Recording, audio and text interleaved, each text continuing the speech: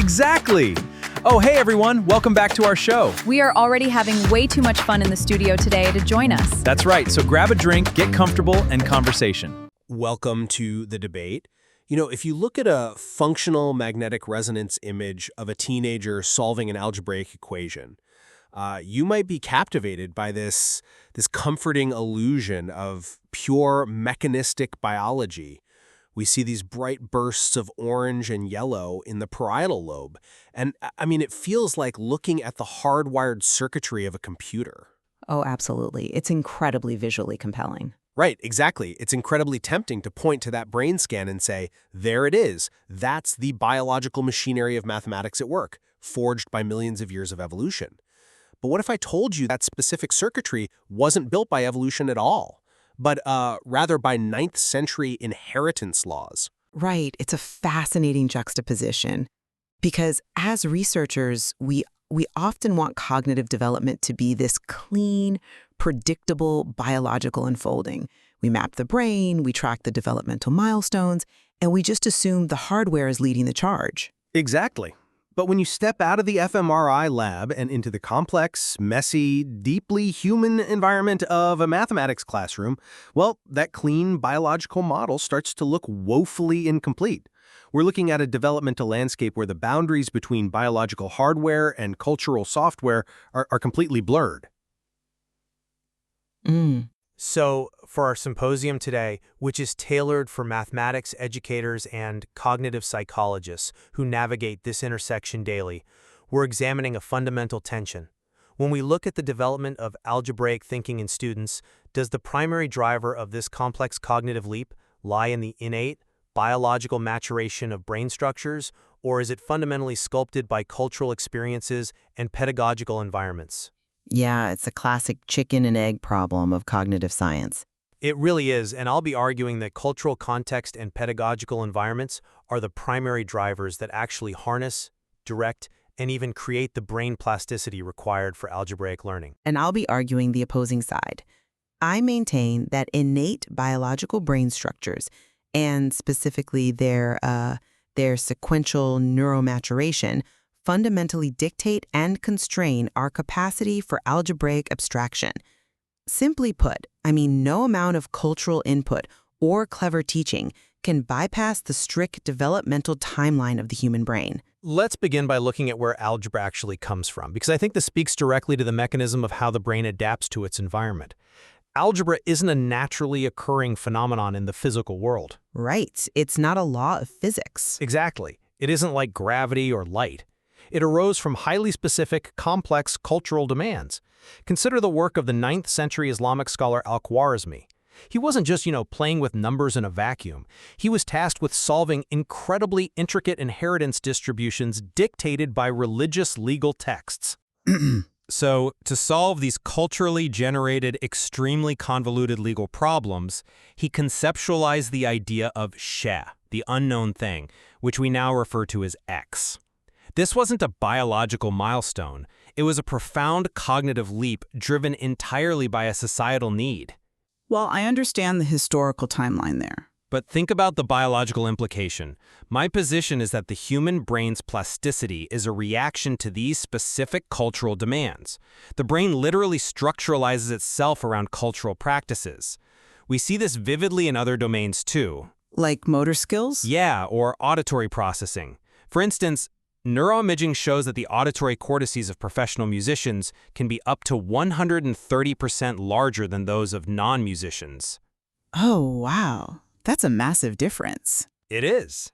Their corpus callosum, the bridge between the two hemispheres, is physically thicker, allowing for faster motor transfer. This isn't biology dictating their capacity to play the violin. This is repeated, rigorous cultural practice physically sculpting the neocortex. Okay, but just to finish the thought, the cognitive neuroscientist Bruce Wechsler makes a compelling assertion here. He argues that advanced mathematics is not inherently a property of the brain, but a property of society.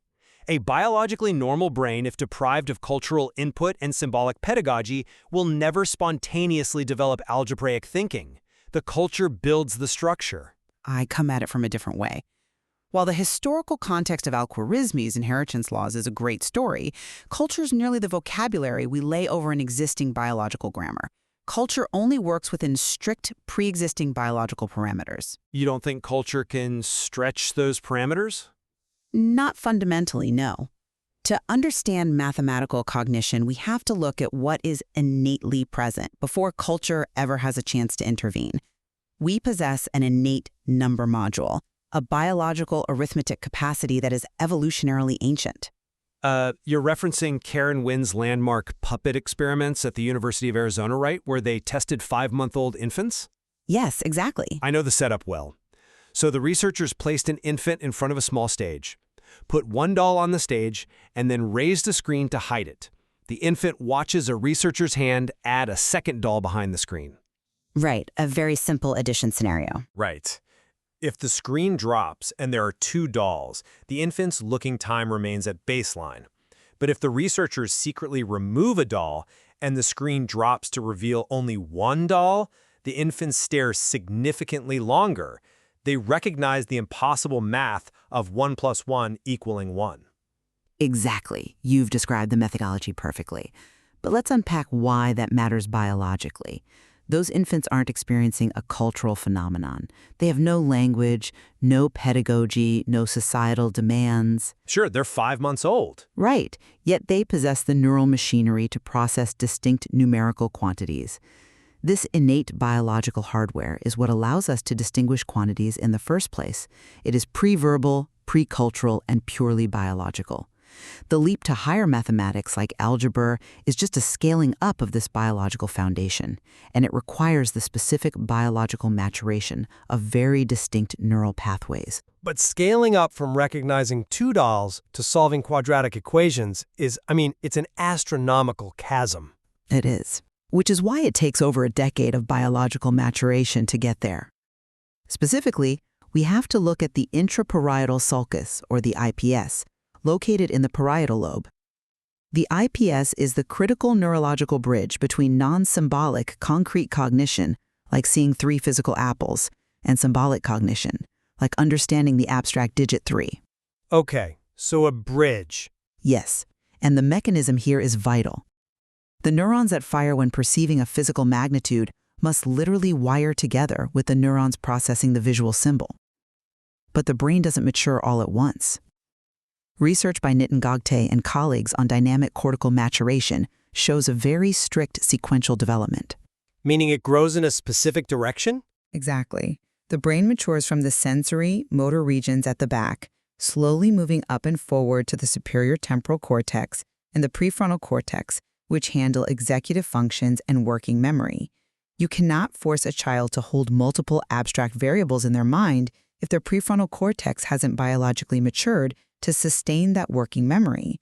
The timeline is biological, and culture is powerless to accelerate a process governed by myelination and synaptic pruning. Well, I'm not convinced by that line of reasoning because when we look at the actual breakdowns in algebraic learning in our classrooms, they rarely look like biological timeline failures. They look like pedagogical failures. How so? Now, if you're a middle school math teacher listening to this, you're probably thinking, I don't care about infants and puppets. Tell me why my 7th graders keep writing 2AB instead of 2A plus B. We see adolescents continuously struggle with variables, famously making these compression errors. Right, they want to simplify it into one neat package. Exactly. They want a single, concrete answer.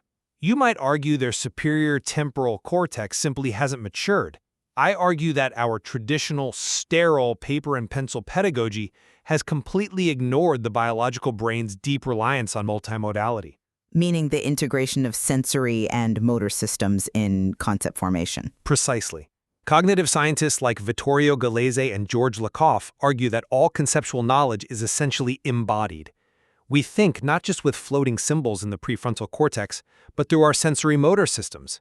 Look back at the Pythagoreans. The ancient Greeks. Yeah, when they conceptualized an even number, they didn't just scratch a symbol in the dirt. They physically arranged stones into 2 equal symmetrical rows. An odd number was a formation that had a stone left over, breaking the physical symmetry. They grounded abstraction in physical, spatial, and tactile reality. Okay, but we can't teach high school algebra with stones. But the principle holds. When a student today fails to grasp that 2a plus b cannot be combined into 2ab, it's because our educational culture has stripped away that multimodal foundation. We hand them abstract symbols on a whiteboard without the sensory motor scaffolding that the brain's architecture actually requires to build meaning. The failure isn't biological immaturity, it's cultural starvation. I'm sorry, but I just don't buy that. Let me tell you why. You're framing these pedagogical limitations as the root cause of the struggle. But neural imaging data tells us that these learning struggles are actually expressions of deep biological constraints. Let's look at the mechanisms in Yulin Chin's fascinating fMRI studies at Carnegie Mellon. Okay, what did Chin find? Chin wanted to see exactly what happens in the brain when individuals learn to solve algebraic equations, so he compared adolescents and adults. Initially, when solving a new, complex type of equation, both groups heavily utilized the prefrontal cortex for executive planning, and they also heavily relied on the left parietal regions. Now, we know the left parietal region is associated with generating visual and spatial imagery. So the brain is essentially trying to draw a mental picture of the abstract symbols to make sense of them. Like, if the equation is 3x equals 15, they are visually imagining three distinct containers. Exactly. They are relying on that spatial, concrete grounding you just praised. But here is the critical biological divergence in Chin's study. With just a few days of practice, the adults continue to rely heavily on that parietal lobe imagery. But the adolescents showed a dramatic, rapid decrease in parietal activity. Wait, really? It decreased? Yes. Their brains shifted the cognitive load entirely to the prefrontal cortex, allowing them to process the equations as abstract mechanical calculations without needing the spatial imagery anymore. This points to a biological optimal window during adolescence. Their brains are uniquely receptive, biologically, to abandoning the concrete image and embracing pure abstraction. And if they miss it? If you miss this biological window, the neuroplasticity hardens. We know there are critical periods for development. Take the tragic historical case of the wild boy of Avron, the feral child discovered in France in 1800. Oh, right, the one who grew up in the woods. Yes. Pierre-Joseph Bonneterre and Jean-Marc Itard tried desperately to teach him language and social affection. But because he had spent his formative developmental years isolated in the woods, the biological window for forming those specific neuroconnections had closed. Despite intensive, customized pedagogy, he never developed normal language. The hardware was essentially locked. So you're comparing algebra to basic language acquisition. I'm saying the mechanism is similar. If an adolescent misses the optimal biological window for pruning those parietal connections to master abstract algebra, pedagogical interventions later in life are largely fighting a losing battle against a closed biological window. That's an interesting point, though. I would frame it differently. The wild boy of Avron was completely deprived of culture, which caused his biological window to close empty. That actually supports my premise. The necessity of the cultural software to trigger the biology. I see how you could read it that way. Right? But let's examine your main point about the parietal lobe and spatial imagery in Chin's study. You argue that shedding the reliance on spatial visual imagery is the hallmark of advanced biological maturation in algebra. I challenge that by looking at what happens when the biological hardware breaks down. Let's look at dyscalculia and acquired brain injuries. You're referring to localized lesions affecting calculation abilities. Yes, specifically in the parietal lobe you were just talking about. Brian Butterworth documents the case of a patient, Mr. Tiziano. Following a heart attack that damaged his left parietal lobe, this adult man suddenly couldn't perform basic arithmetic. He started making spatial errors typical of young children, like subtracting a smaller number from a larger one, regardless of their position in a vertical column. Which is a classic spatial numerical deficit. Exactly. But even more profound is Gerstmann's syndrome. Dr. Josef Gerstmann documented patients with left parietal damage who suddenly exhibited a highly specific cluster of deficits. They suffered from dyscalculia, meaning they couldn't do math, but they also lost the ability to distinguish left from right And they develop finger agnosia. Meaning they could no longer name or distinguish their own fingers on their hands. Exactly. Think about the mechanism there. Why would losing the ability to tell your index finger from your ring finger simultaneously destroy your ability to do algebra? Because our biological capacity for mathematics is entirely evolutionarily reliant on spatial, cultural grounding, specifically counting on our fingers. Well, for basic arithmetic, sure. But they overlap. The biological tissue in the left parietal lobe that handles numerical processing literally overlaps with the tissue that handles spatial body representation. The biology is built on top of the physical interaction with the world. Abstraction does not float freely in the prefrontal cortex, it remains deeply anchored in the sensory motor cortex. So your point is? Therefore, if our pedagogy fails to actively connect algebraic abstraction to spatial and sensory realities, the biological hardware is effectively rendered useless. The culture and the pedagogy must build the bridge, or the biology has nowhere to go. I acknowledge the deep connection between spatial grounding and foundational arithmetic. Gerstmann syndrome clearly illustrates how intertwined number sense and finger representation are at a localized neural level. But our symposium is focused on algebra. They're on the same continuum, though. Perhaps, but the research clearly indicates that atypical development or microscopic damage in the left interparietal sulcus fundamentally blocks advanced mathematics, regardless of how multimodal or brilliant the pedagogy is.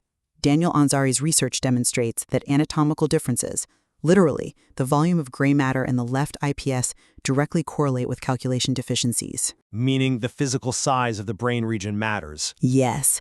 If the biological tissue doesn't develop optimally to represent numerical magnitudes precisely, the student simply cannot process complex algebraic equations. But doesn't the brain's inherent plasticity suggest we can recruit other cortical areas to compensate? Only to a highly limited extent.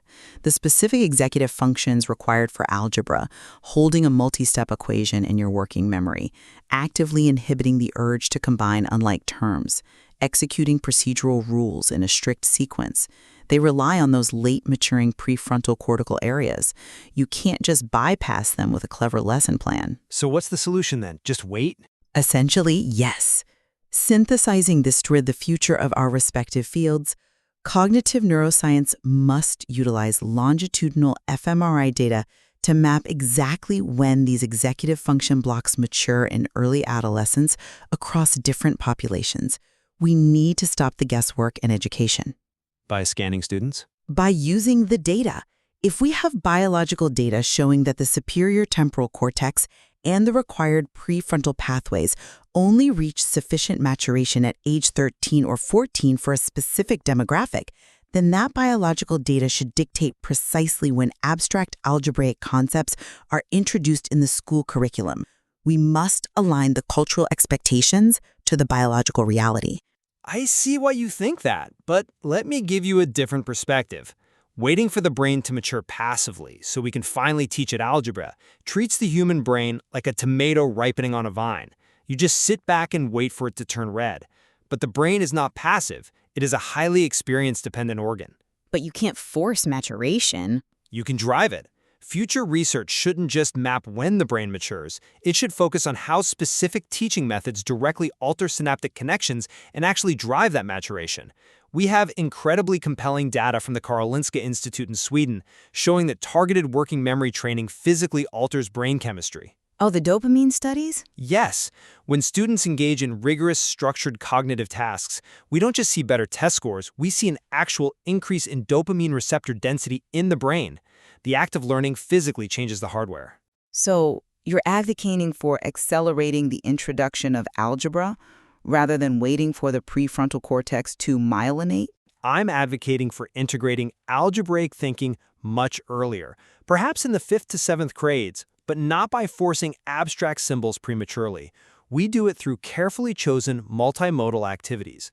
We should be using pattern recognition, geometric modeling, and physical manipulatives to actively sculpt the adolescent brain. So building the foundation early. Exactly. We don't wait for the parietal lobe to naturally prepare itself for algebra.